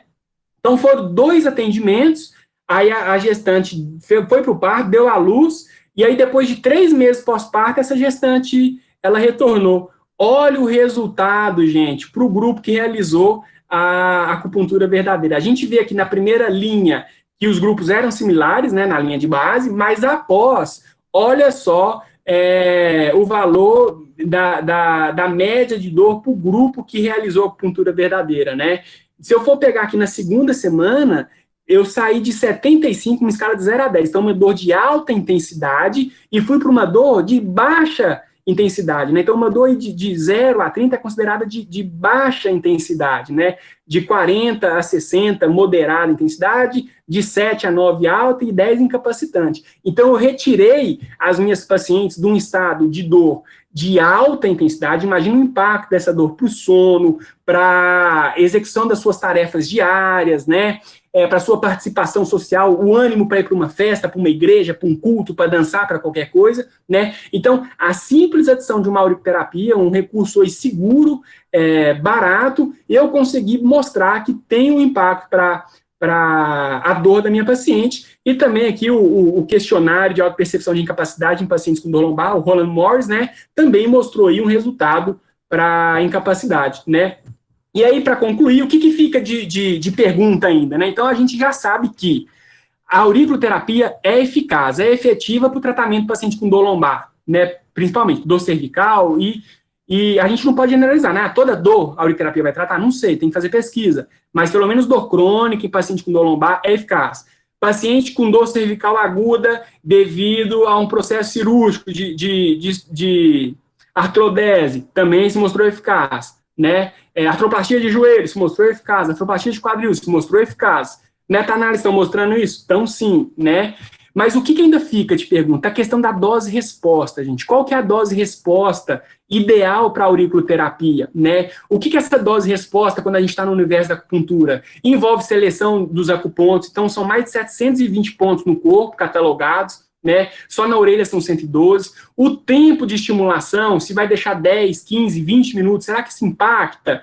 A forma de estimulação, se eu rodo a agulha com maior frequência ou menor frequência, se eu aprofundo, se eu não aprofundo, se eu boto uma estimulação elétrica, se essa estimulação elétrica é combinada, baixa frequência, 2 Hz, com alto comprimento de onda aí, com 100 milissegundos, né? De comprimento de onda, ou então se eu uso uma alta frequência, será que isso vai influenciar na modulação da minha dor? Duração do pulso, o intervalo de tratamento, tem que ser 1 vez por semana, 2 vezes por semana, 3 vezes por semana, o número de tratamentos, são 6 sessões, 2 sessões, 10 sessões, então, isso tudo são perguntas que a universidade, né, ela vem se propondo a responder. E qual que é a importância disso? A gente sabe, então, que a auriculoterapia é um recurso utilizado no mundo todo, mas no SUS, o profissional da saúde está sendo formado para fazer essa técnica, né, de nível de atenção primária a terciária, e você tem o cadastro desse procedimento no CNES, né, no Sistema de Cadastro Nacional de Estabelecimento de Saúde. Então, se você é profissional do SUS e realiza o procedimento na sua consulta, você deve lançar esse recurso terapêutico, tá certo? Eu deixo aqui o meu contato, né, para quem quiser mandar um e-mail, tirar alguma dúvida, fazer algum convite, e deixo um convite para vocês também para acessar o nosso site, que é o www.gaip.ufc.br, o nosso Instagram, onde a gente compartilha as evidências científicas, algumas sínteses, em aspectos da medicina tradicional chinesa, tá? Eu vou encerrar aqui a minha fala, encerrar a apresentação para que a gente possa abrir para as perguntas.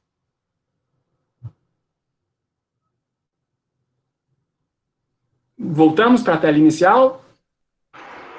Voltamos. Bernardo, obrigado pela tua fala. É sempre um prazer te ouvir. Eu vou fazer o seguinte, nós temos aqui, está faltando 15 minutos para 11 horas, vamos para 2 horas de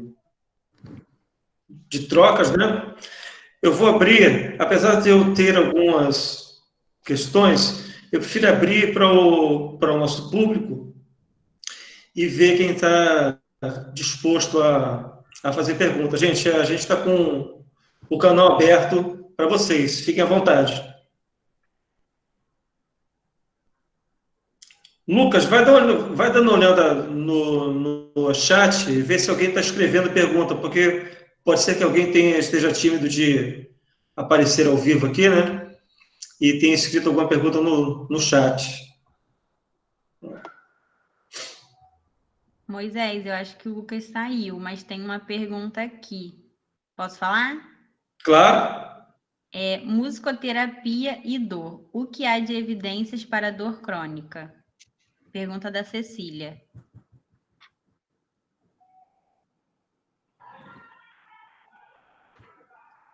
Quem responde?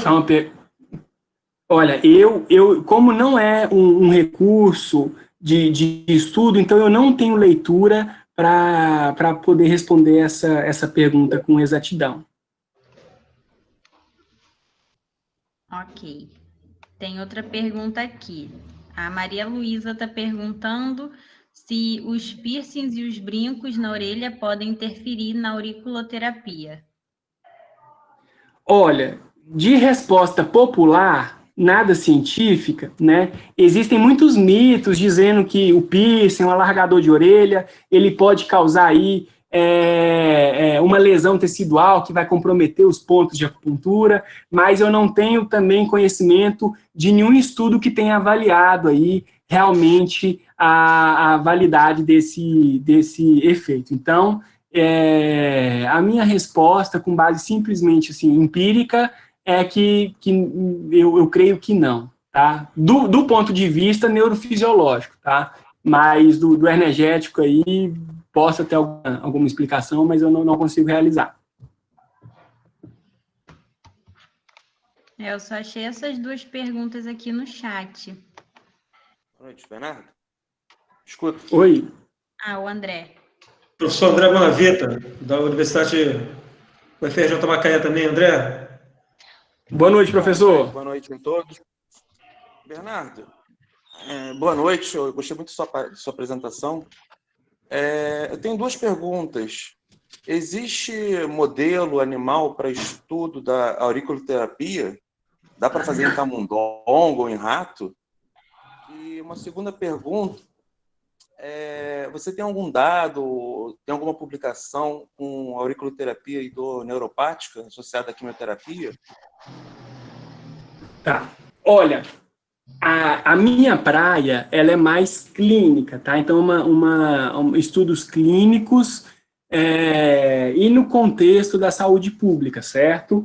Mas a pouca leitura, assim, que eu tenho, né, e também conversando com o Marcos, com o professor Adair, eu vou te falar um pouco, se o Marcos permitir, depois ele vai brigar comigo, mas eu vou falar do estudo do Marcos, né? O estudo do Marcos não sei se é rato ou hamster, né? Eu sei que tem diferença, então desculpa a minha ignorância, né? Mas é realizado em modelo animal, né? E o primeiro estudo dele foi avaliando um modelo de dor visceral aguda, né? E eu sei que agora ele está para o modelo de dor crônico, que é para tentar levantar alguma resposta aí. O Marcos está aqui no grupo, respondeu no chat que é rato. Com pacientes com fibromialgia, né? Então, toda aquela pesquisa básica que eu mostrei, principalmente das teorias para os possíveis vias, né, receptores muscarínicos, o efeito da acetilcolina na inflamação, né, eles foram realizados inicialmente com ratos, né. Então você tem um grupo do LAND, do laboratório, né, lá da UFSC, do Programa de Neurociências da Dor, do professor Adair Soares, que já realiza pesquisas com ratas, dor e inflamação, tá? E a pergunta para dor neuropática, oncológica em modelo animal, eu não lembro de ter lido, né, mas a gente tem uma professora que chama Huang Li-Chun, se eu não falha a memória, ela é da Universidade John Hopkins, que ela estuda o efeito da auriculoterapia em pacientes oncológicos, né? Eu só não vou saber te dizer se é em modelo animal ou em modelo humano, tá? Mas, se você entrar no site do GAIPA, você vai ver aí a meta-análise que foi de acupuntura para dor oncológica, e talvez nas referências eles trazem aí alguma informação nesse sentido, tá bom? Ok, obrigado.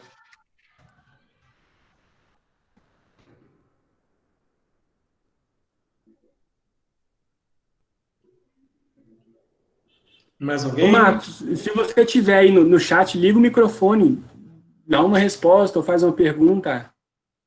Ou se alguém mais também tiver no grupo, quiser responder. Não,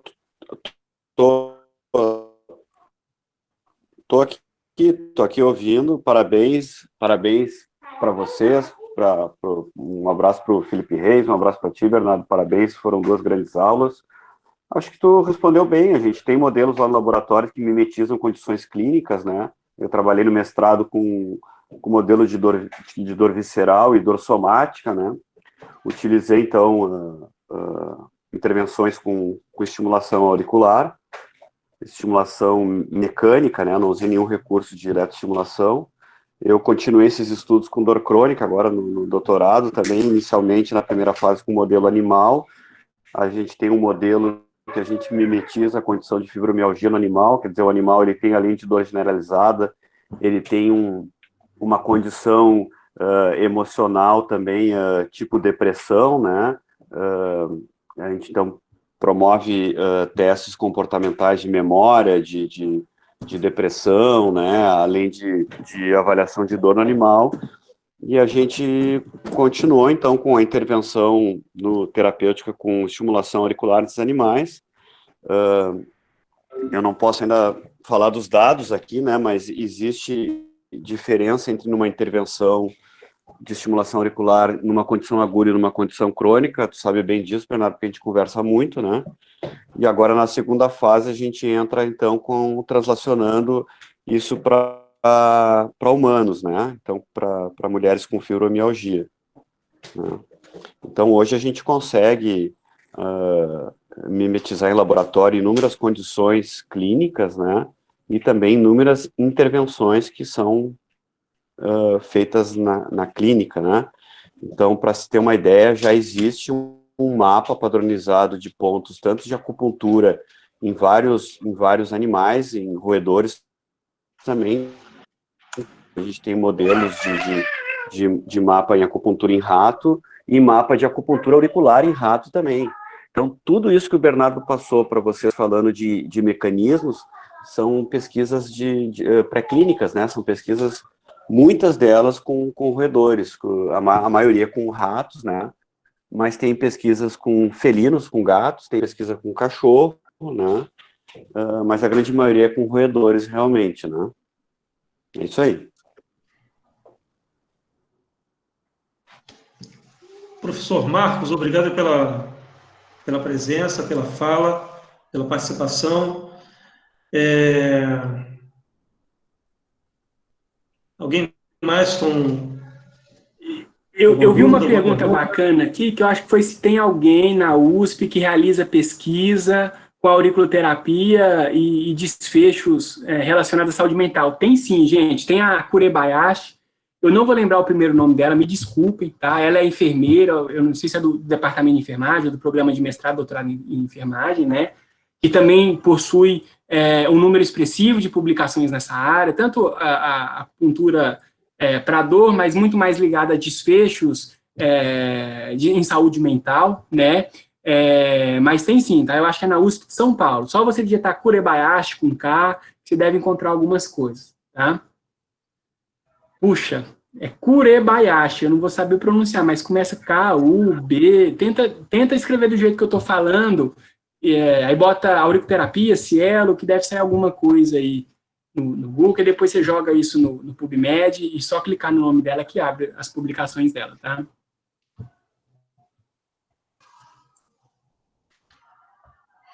Felipe, você falou das inter-relações entre o biológico, o psicológico e o social, né? Dentro desse contexto da dor. Você, a partir desses 3 fatores, né? E eu achei interessante também que o Bernardo, na fala dele, ele falou de fatores relacionados a ambientes, relacionados à crença, que faz uma convergência com as 2 falas, né? As 2 apresentações tiveram pontos bem interessantes dentro desse contexto de convergências, né? E eu achei bem interessante esse formato, a gente trazer alguém do conceito, né? Que foi o Felipe falando sobre o conceitual da dor, a parte relacionada às neurociências, né? E depois o Bernardo com essa abordagem mais específica, linkando com a PIC. Mas, enfim, esse contexto, né, o biológico, o psicológico e o social, você, a partir dessas inter-relações, você cria algum score para poder medir uma intensidade dessa dor? Não, Moisés, a gente não tem como criar um score para somar tudo isso, né? Porque o que a gente acaba tendo são instrumentos para avaliar cada um desses fatores de maneira isolada. Né? Então, assim, a gente tem instrumentos para avaliar sintomas de depressão, sintomas de ansiedade, e aí a gente acaba usando esses instrumentos para tentar identificar se eles apresentam mais ou menos esses fatores. É claro que nem todo paciente vai ter sintoma de ansiedade, sintoma de depressão. A partir dessa primeira conversa inicial com o paciente, a gente consegue perceber pela resposta que ele vai dando durante a anamnese, que tipo de instrumento a gente poderia estar mais adequado para esse paciente. E é interessante essa sua pergunta, porque o instrumento que a gente tem hoje para avaliar a dor, ele é um instrumento que, na maior parte, né, o mais frequente que se usa, é um instrumento para medir intensidade de dor. E esse instrumento para intensidade de dor, ele pode ser facilmente compreendido por uma pessoa com dor aguda ou durante um estímulo. Né? Então, se eu pegar qualquer pessoa e for dando um estímulo e aumentando esse estímulo, ele consegue me dizer, numa escala de 0 a 10, que a dor estava 1, que foi para 2, que foi para 3, que foi para 4, e assim, até a dor ficar mais intensa.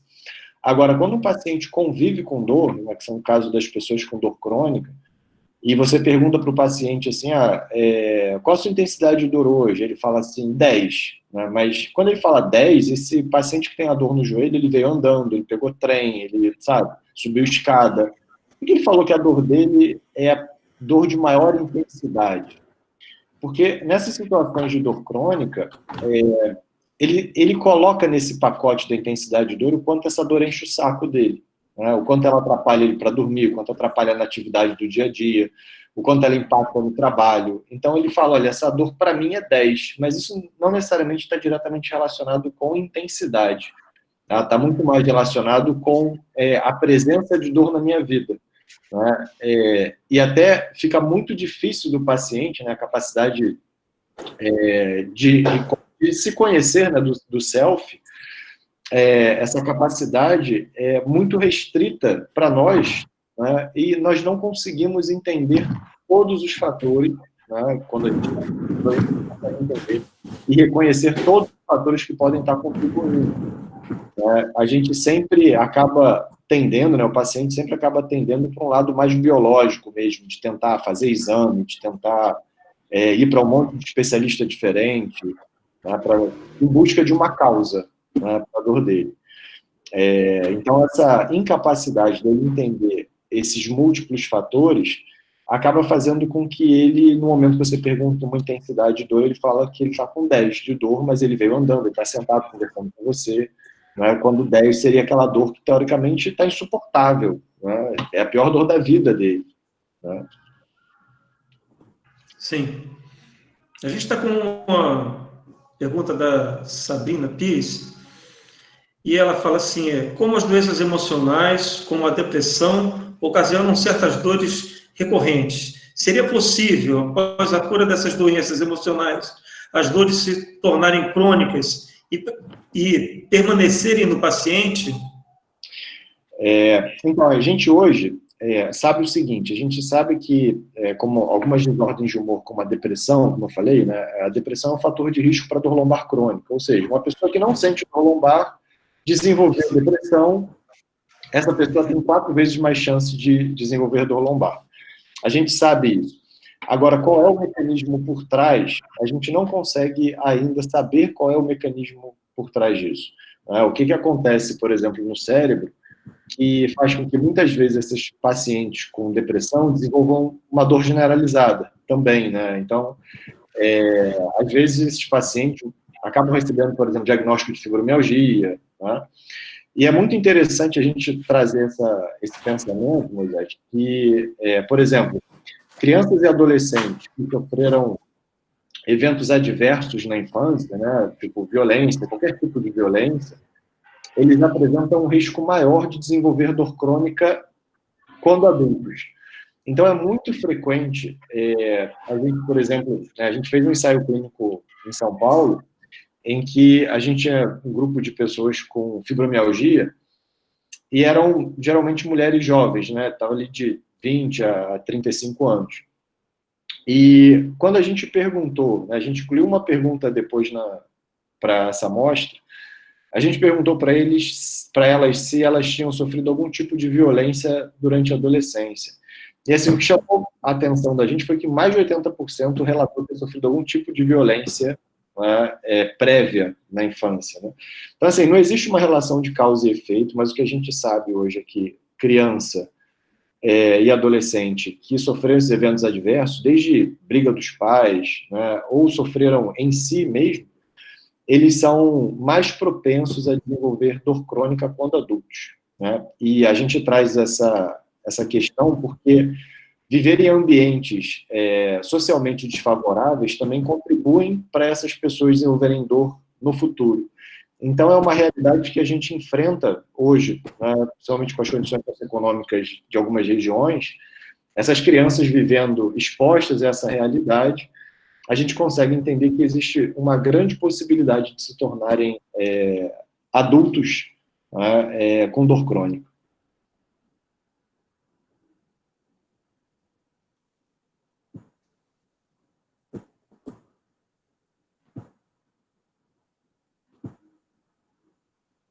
Seu áudio está fechado, Moisés. Obrigado, Felipe. Nós vamos aqui para uma última pergunta, vamos encerrar, já são 11 horas, estamos já com 2 horas de evento, né? A Júlia, ela pergunta o seguinte, há estudos sobre a analgesia das dores de queimaduras com auriculoterapia?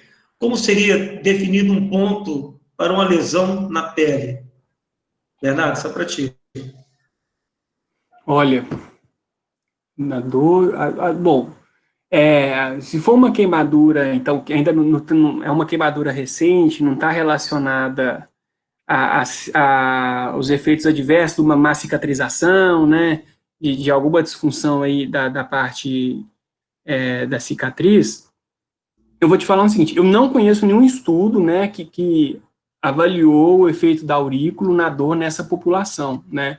Mas agora, se você for perguntar da parte clínica, né, de indicação, assim, olha, Bernardo, você tentaria promover analgesia em um paciente com esse tipo de dor, né, por causa desse mecanismo aí, acredito eu, então, ser um mecanismo,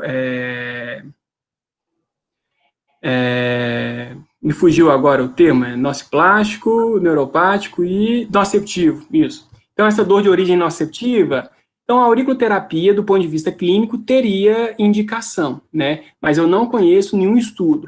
Gente, essa pergunta, se tem evidência, não tem evidência, quanto mais vocês terem que depender de alguém ou esperar essa resposta de alguém, maior é a chance de vocês serem manipulados, tá? Então, assim, toda pergunta que surgir na sua cabeça, vai num site de buscas. O ideal é que você tente fazer essa pergunta em inglês, em uma base de dados mais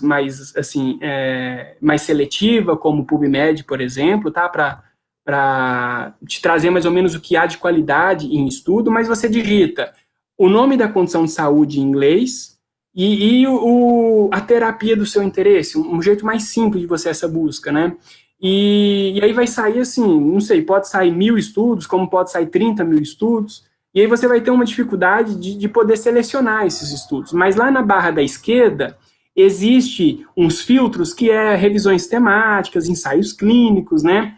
E isso pode te ajudar a reduzir esse volume. Então, assim, toda pergunta que surgir para você de interesse, existe efeito da auriculoterapia para dor de dente? Existe efeito da auriculoterapia?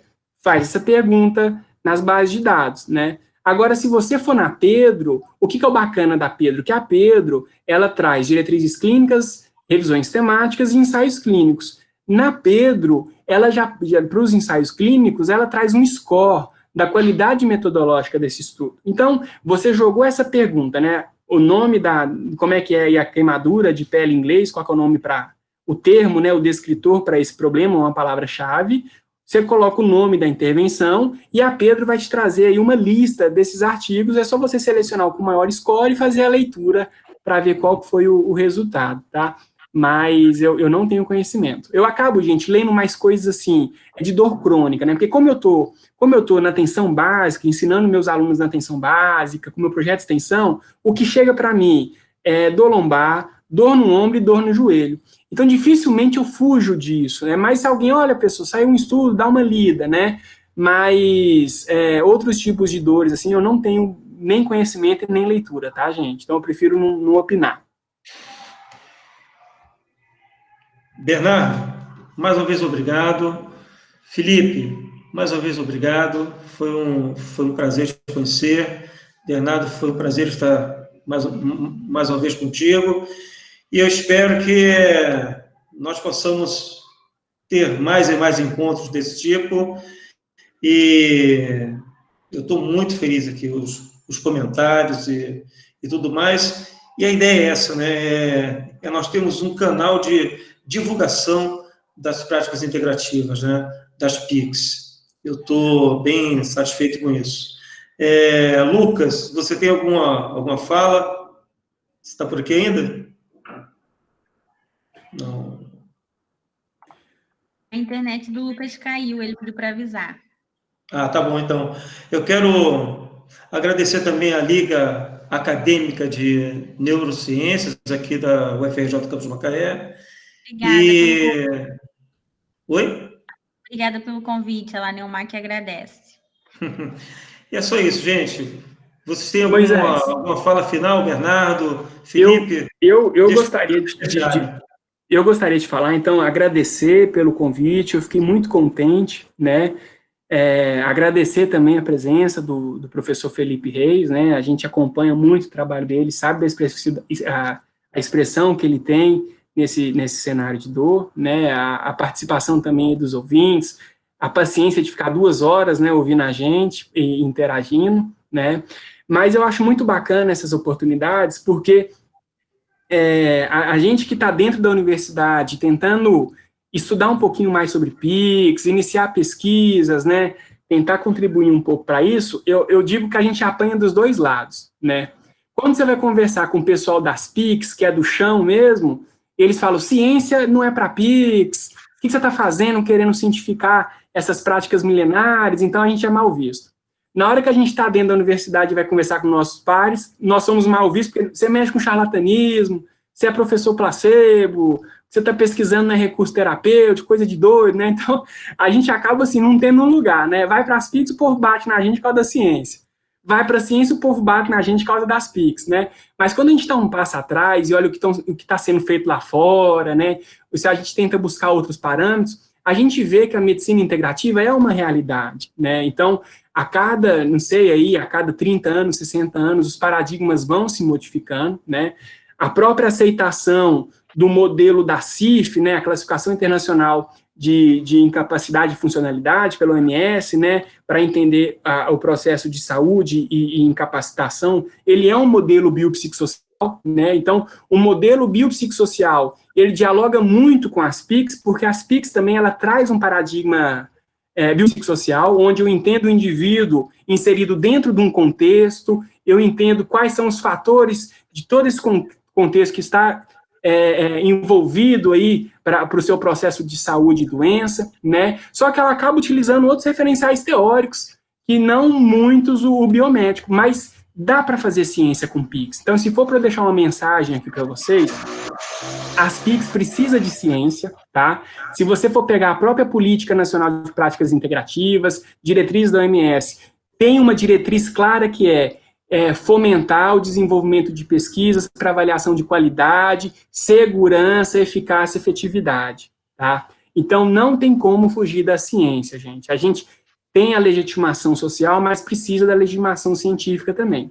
Agora, uma mensagem que eu deixo também para quem quer fazer pesquisa em PICs, você pode entender e dominar muito sobre metodologias de pesquisa, mas pesquisa com tratamento não medicamentoso não tem o mesmo desenho do que um tratamento medicamentoso, pois o tratamento medicamentoso, os fatores de contexto, eles não são inerentes à terapia. Então, não existe fisioterapia sem relação com o paciente, sem aqueles confundidores. Não existe acupuntura, não existe dança circular, não existe musicoterapia sem essa interação, né? Então, o desafio da pesquisa clínica, né, um ensaio clínico em PICs está em conseguir fazer o melhor desenho, onde eu considero os referenciais teóricos daquela racionalidade médica, mas também consiga zelar pela validade interna do estudo e promover aí estudos com menor viés, né? Então,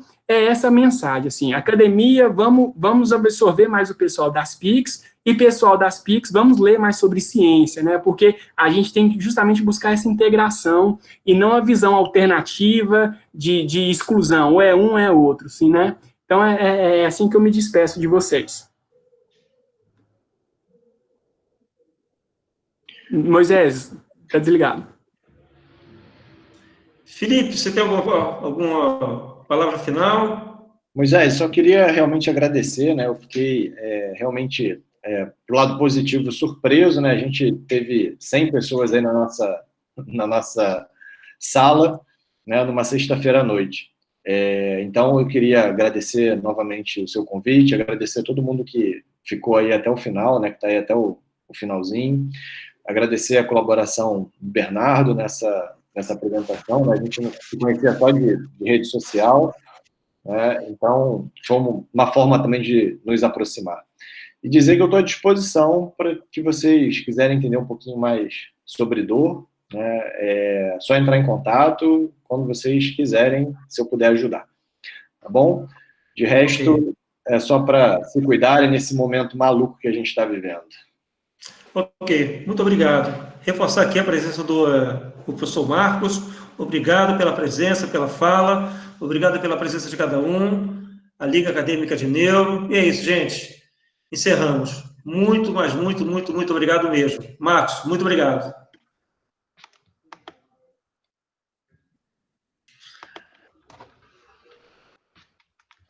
Tchau, tchau, gente.